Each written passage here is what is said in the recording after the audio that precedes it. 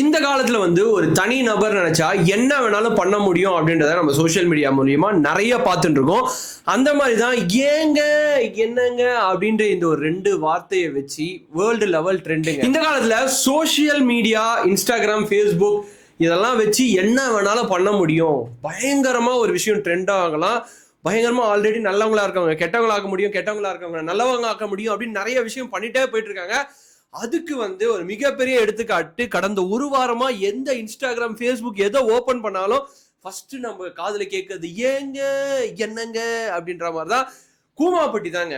இந்த வில்லேஜ் எங்க இருக்கு, இதற்கான பெயர் காரணம் என்ன, உண்மையாலுமே இந்த வில்லேஜ்ல இப்ப என்ன நடந்துட்டு இருக்கு, கவர்மெண்ட் என்னென்ன ஸ்டெப்ஸ் எடுத்திருக்காங்க, டூரிஸ்ட் போகலாமா போக முடியாதா, அப்படி போனா அங்க வசதி இருக்கா, சோ இந்த மாதிரி நம்ம ஊர்ல நடக்கிற சின்ன சின்ன விஷயங்கள் லைக் கூமாப்பட்டி இல்லாம வேர்ல்டு லெவல் நியூஸ் நீங்க ரெகுலரா தெரிஞ்சுக்கணும்னா மறக்காம கார்த்திக் ரவிச்சந்திரன் சேனலை சப்ஸ்கிரைப் பண்ணி வச்சுக்கோங்க. கூமாப்பட்டி மேற்கு தொடர்ச்சி மலைகள்னாலே இல்ல, ரொம்ப ரொம்ப அழகிய நீர்நிலைகள், ரொம்ப ரொம்ப அழகிய மலைகள், ஆறுகள், அந்த தேனில இருந்து போடி நாயக்கனூர், அப்புறம் அப்படியே வெஸ்டர்ன் காட்ஸ் லைக் கன்னியாகுமரி அதோட எண்டு இப்படி பார்த்துட்டே வந்தீங்க, வேகமான், அப்புறம் கேரளா, இந்த எல்லைகள்லாம் பார்த்துட்டே வந்தீங்கன்னா எல்லா இடமும் ரொம்ப அழகா சூப்பரா இருக்கும்.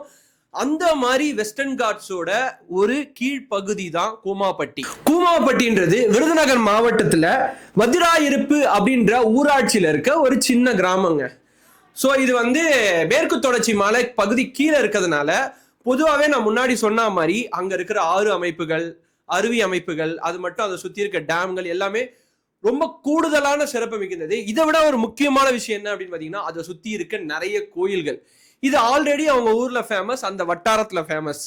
பட் ஆனா இது வந்து ஒரு டூரிஸ்ட் ஸ்பாட்டா அறிவிக்கப்பட வேண்டிய விஷயம்.